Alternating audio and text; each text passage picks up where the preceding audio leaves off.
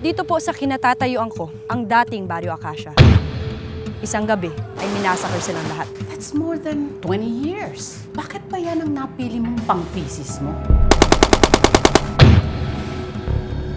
Gusto kong malaman kung anong naging buhay ng ama ko.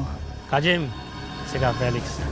Kung pagod na pagod ka, hindi ka sanay makita ang mundo. Mahalaga ang tamang perspektibo sa kahit anumang usapin. Hindi ka naniniwala na relatibo ang mga bagay-bagay. Dahil ako nasabi sa katotohanan. Kunting lamig naman ang ulo, ano ba kayo?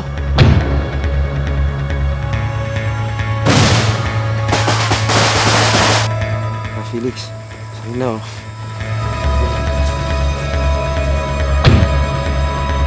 Ako may tutol sa ganong klaseng relasyon. Posisyon nila. Ka Felix, Hi, Ka Felix. Ka Felix, parang sama ng ubo mo. Ito, dinalan kita ng gamot. Salamat. Hindi ko naman tatanungin sa'yo kung bakla ka kasi alam ko naman. Manihirapan na ako dito. Ano bang pinagsasasabi mo? sinasaktan mo lang sarili mo. Bawal pero pinapayagan niyo. Hindi ko ugali magpatalo.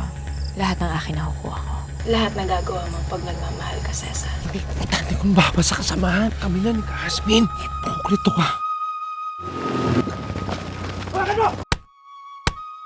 Malis ka na. Ang dami mo nang naiinom eh. Sandali lang. Kasama ko. Pasensya ka na. Sino ka ba? Di ba ganito ka? Bakla ka.